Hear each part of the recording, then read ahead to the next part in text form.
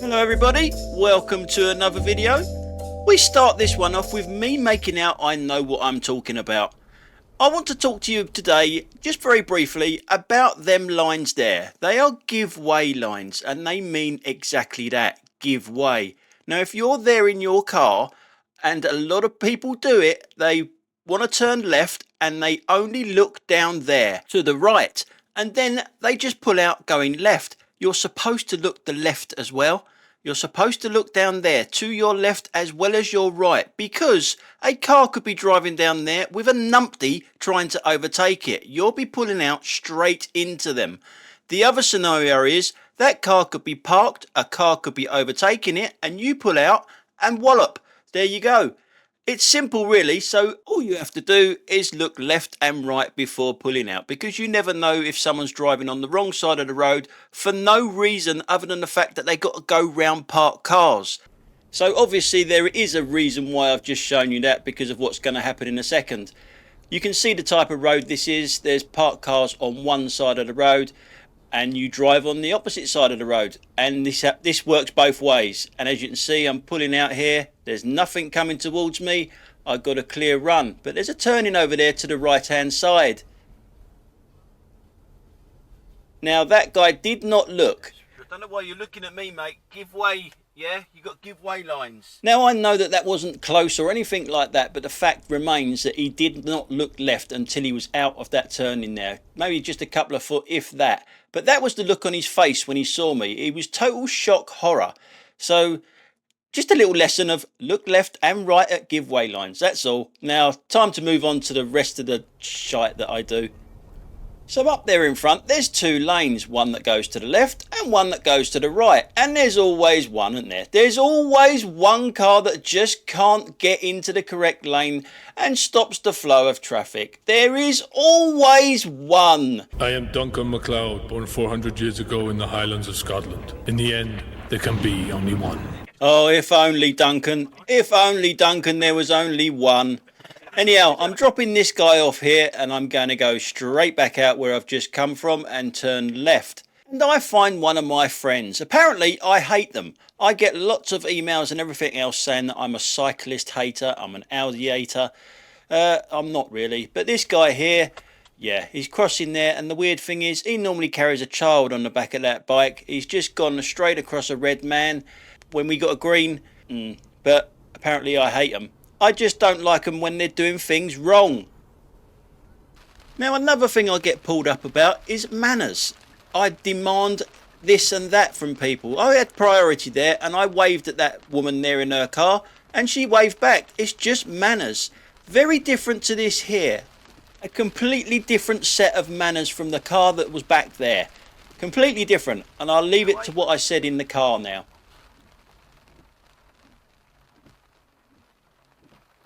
Say thank you even. You're welcome. You're welcome. Don't mention it. Don't fucking mention it. Just look at me like I'm in your way. It's a shame the weather's so bad, because I would have loved to have shown you the look on her face. It was just, oh, you're in my way. It really was, you're in my way. Now I'm just going to pause it here now just to show you this roundabout and this pedestrian over here with her child about to cross the road. Now as much as I dislike this rule that they have priority on these things now, which I find an absolute joke, it is what it is, and you've got to give them priority when they're crossing. And you can see by the way she's crossing the road here that she's a little bit old school crossing the road. She's not pushing out and not demanding that everyone stop. The Mercedes here is a shit driver though. He should be waiting. Definitely should be waiting for her. I'm waiting for her. And now look at the girl to my left hand side. Watch her head go back as she accelerates. Yeah, obviously not very good clutch work there. And she doesn't wait neither. So two shit drivers, but a really good pedestrian. Very safe crossing from the pedestrian. And, dare I say it, polite as well. Now a lot of people moan at me about this rule, saying it isn't a rule, I've got it wrong. Please visit one of these learning channels, there's loads of them on YouTube, that teaches you how to drive, and they will explain it a lot better than what I can. Now in this clip you just saw the Kia pull into the road there. It's turning right, but for some reason it can't turn right without staying in my lane as well.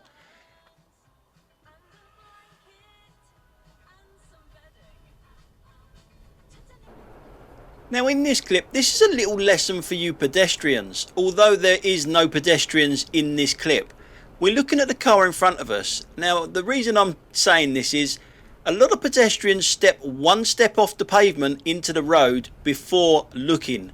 Now if you did this with this guy in front of us, you'd be dead. Because look how close he is to the curb and the bushes and everything else all the way down this road. Now it's 1 o'clock in the afternoon, as he had a few drinks and he's trying to stay left, proper left. Answers on a postcard to this sort of driving. I mean, he's practically in the bushes all the way down the road. And he does pull out a little bit there, but then he goes back in and almost touches the bushes again. Is this someone that just doesn't know his width of car, or is a little bit intoxicated? I mean, look how close he was there. Yeah, so pedestrians, don't step out without looking, because you might run into someone like this.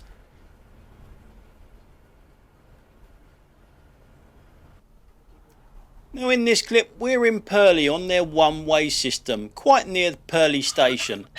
There are quite a few things that go wrong in this clip. We're looking at this car here. He's one of the main culprits. He makes so many mistakes. I do wonder whether he's got a driving licence at all. He may be new to the area, but to make so many basic errors, yeah, I do wonder if he's got a driving licence myself. So the first thing we're going to look at now is our traffic lights, which are red at the moment. But when they change, look how many cars or vehicles are still coming from the right hand side there. I'd say at least 2 went through red light there. So we are turning right, which is why we're in the right hand lane. The Toyota next to me is also turning right. So for starters, he's in the wrong lane, so he has to cut across. The BMW next to me there is also in the wrong lane. He doesn't want to turn left. He wants to go straight on. Doesn't affect me whatsoever, but he's still in the wrong lane. So we're just going to wait here at this red light. I'll speed it up because nothing really happens here. And when we go round the corner here, we're still behind the Toyota. He hasn't moved on very far. And we want to get over to the left-hand side. Now, funny enough, so does the Toyota. And that Kia to the left-hand side wants to go over to the right-hand side. So where is your indication? Where's your indication to let everyone know your intentions of what you want to do? You know, the signage isn't that bad here. You do, you know, people do get confused no matter where you bloody go, but the signage isn't that bad. So you must have a rough idea of where you're going to go. And neither of them are letting anyone know that they both really want to swap lanes. And they both do it really badly. So off we go again. And the Toyota cuts straight across the Kia there, and then the Kia goes where it wants to go, and you'll notice the Kia swaps lanes again when it gets up here. It can't stay in that lane, it has to get out to the outside lane. But with all them lane changes, not one indication between the pair of them, not one indication. So we're still following this Toyota that hasn't finished yet. As we come up to these set of traffic lights, I'm turning left. We go past the Toyota, who, funnily enough, also wants to turn left, but from the right-hand lane. But at least it's put its indicator on this time. So it wants to turn left from the right-hand lane, and then it just stops. Yep, just stops in the middle of the road. You see what I mean? Has he got a driving licence, that guy, or is he just absolutely useless? Answers on a postcard. So here we have a petrol head moment for you, just coming from the right hand side of this mini roundabout. And as ever, I haven't got a clue what it is, but I do have a question about this car. It's got indicators, and I know some of you guys that drive German cars will not know what they are. They're them little flashy things that are on the side of your car and at the back of your car, front of your car. They're even sometimes in your wing mirrors. They flash around a bit when you accidentally, for you guys, hit the lever to your left hand side of the steering wheel. They're called indicators. But this car has got indicators, but it's got 2 different types. It's got the normal ones which go on the front and at the back of your car, but it's also got one of them little levers that come out from the side of the door.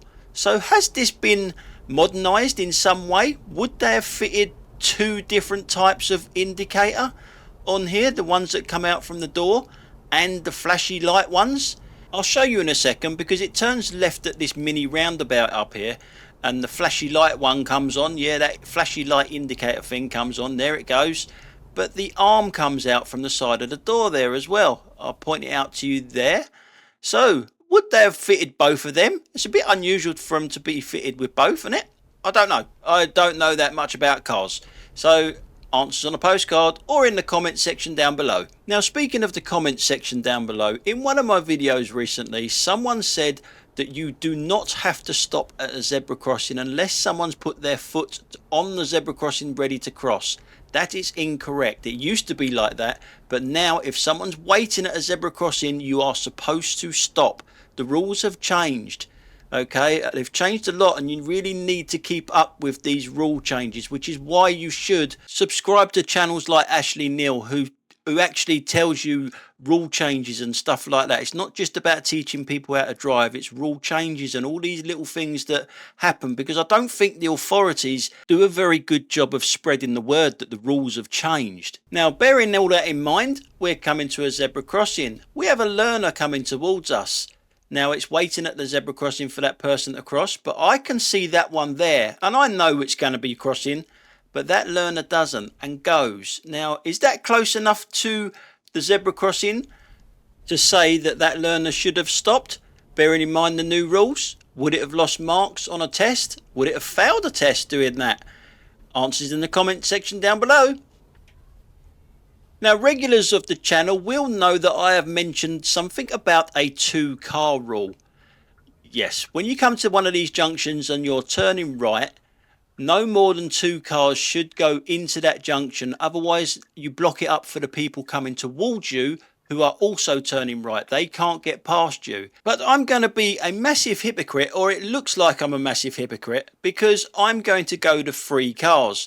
Because I know this junction. That's the only reason I'm doing this, because I know the junction. And you'll see me hold back because the front car has got to go forward quite a lot. And it does. It does it perfectly. It goes right to the front. So me being the 3rd car has got plenty of room.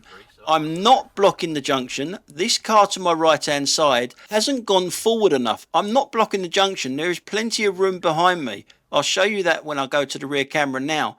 It can easily pull forward and go round me. So I'm not blocking the junction. They are blocking the junction because he hasn't moved forward enough. So the Range Rover there has got in everyone's way. So 3 cars can do it. But look at this guy here now. He's the 4th car and he thinks he can go now. So I'm just going to show you that from the rear camera now, just to show you again that I did not block that junction. There was plenty of room for these guys to get around me, as you can see. But it's that 4th car. Everything is red. And yet it's going to go now. That's just crazy. Absolutely just crazy. So a little bit further down the road, we come to a set of traffic lights. And they are going to turn red. And you know what? I tend to wait at red lights. Not like this car to my right hand side. As we go to the rear, it's obviously to the left hand side of me. As it goes straight through the red light here. To get to another red light. Was it worth doing that? Was it really worth going for a red light? Especially as we go to the rear camera again and play it back. You see that there? That's a red light camera. Yeah, so you could have points and a nice fine for going 50 feet in front. So in this clip we have a jogger up there. Remember the rules on roundabouts? They have priority pedestrians. It's not going to get it from that car that's cutting across her, and it's not going to get it from that car there. So there's 2 straight away. We could do this all day on the roundabouts though, because I think it's a really stupid rule and I don't think a lot of people really understand it or even know it exists at all, that rule. So now we're looking at the 2 cyclists that are going to just ride right across this road, even though they got a red man. Doesn't matter to them, as we know they don't follow any rules. And look, we've got a professional driver, a different type of professional driver, the one that's done the knowledge. So that makes it even worse. He's done the knowledge. He must have known that fucking fence was there, surely. He's done the knowledge after all. You can't park there, mate. But then we don't know what happened. There could have been other vehicles involved rather than him just being pissed and driving straight into a fence. Now in this clip we're just about to turn right down this road and we come across these, I know what they're for. They're supposed to slow you down or stop and make traffic. What do you think? When the roads are busy, they just make traffic. Yeah, chicane things, whatever they're called. I can't remember what they're called even. I don't even care. But we're looking at this car in front of us here. It's actually parked there. It's parked there, right on the giveaway lines. And it's been there all night. As we go to the rear camera now, I'll show you the windscreen, and you can see that it's been there all night because of the moisture on the windscreen. I mean, what a place to park. Seriously? Now in this clip, I can't explain it. I don't know what's going on with this car in front of us. There is a van that's parked up. It's got its hazard lights on, and this car goes right up behind it. The door opens there, slams again, and then uses the horn. Looks like it's having a moan up at it. I don't know what's going on there, and just drives off. I don't know, because I didn't see anyone get out of it. But really unusual to actually open the door, then the van drives off. So maybe someone did get out of it, but what a place to stop if they did get out of it. On a roundabout. All round, I can't work out what happened, to be honest. So a little bit further down the road, that car is just overtaken me. But we're looking at a BMW at the traffic lights here.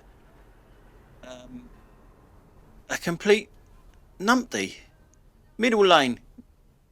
The blue BMW hits the accelerator. Then the brake really hard. Accelerator again. Undertakes. And there's cameras down here. So what you got to do? Yeah, hit the brakes again. Oh dear. I know we were all young and stupid once upon a time, but it didn't half look daft when you see it when you're a bit more mature. So in this clip, we've got this whopping great big Mercedes behind us. And we're turning left onto the A3. As we come round here, it's like a magnet. There's like a magnet to these things that they have to be in the outside lane. Even though the outside lane is coming back in. It's... yeah. Anyway, we're coming down the slip road now and we want to get onto the A3. And he is obviously a shit driver because look how he attempts to do this. So hesitant that he's put everyone at risk there. Even the car in the middle lane is not taking any chances with it and decides to just move out just in case, because obviously the Mercedes, the Birkin the Merc, has to be out. They cannot be in the inside lane because the only thing they know how to do correctly is put their foot down. Their right foot has to be down so they can go fast. They can do that, but any fucking idiot can drive fast. So we'll speed it up now, and I've got to move out to the middle lane because the left-hand lane, the right-hand lane as we're looking at it, becomes a slip road and goes off. Now we're looking at another car now, and possibly you have bought this car recently. If this is you, this one here, this is how your car was delivered to you. Yeah, there's the number plate there, but on the back it's got trade plates. And it wants to, believe it or not, it wants to turn left. It wants to turn left at the next junction. But look at all that space behind me. Look at it all. He's got the whole of the A3 to get in behind me. But he has to be in front of me in that gap there. So you can imagine what his driving has been like delivering your car. So when you get this car, give it a good check over. Give it a good look over. Anything wrong with it? Yeah, you know where it's come from, don't you? So a little bit further down the road, we're still on the A3 and we're approaching the M25. And just so you know, some of you people that use this road a lot, the M25 and the A3 layout has changed yet again. There is only one lane now to the left-hand side there, as you can just see, that goes on to the M25 for both directions. So the middle lane and the outside lane R for the A3. So remember that. It was a little while ago you had to be in the middle lane to go to in the direction of Heathrow. It's a little bit more like we're used to, just having one lane coming off a major road, one slip road. But it's still not enough for one person though. One person going across the solid white lines to get onto the slip road. Yeah, you just can't help some people. And just to let you know, the A3 coming into London, that hasn't changed. That is still 2 lanes coming off for the M25. Now in this clip, we're at the top of Reigate Hill when this car comes up the inside of me. It's a learner, but it's not a professional driving instructor that's teaching it. It's a family member or whatever, who knows. But it's great to get some free lessons, but try and get some professional ones, because a professional wouldn't let you get in the wrong lane here. As you can see them signs there, that is a left turn only lane and they want to go straight on. And when they do actually correct it and get into the correct lane, i.e. my lane, it's not very well done. So although it's great to get some free lessons, get some professional ones as well. So you'll see it now. It's realised that it's in the wrong lane, moves out there, probably shit the life out of that VW there, and then moves out in front of the other vehicle. It could have waited for the other vehicle to actually go, really, but it would have been better off it just got in the correct lane to start off with. So anyway guys, that's it for today. Thanks a lot for watching, and I will catch you on the next one. Bye for now.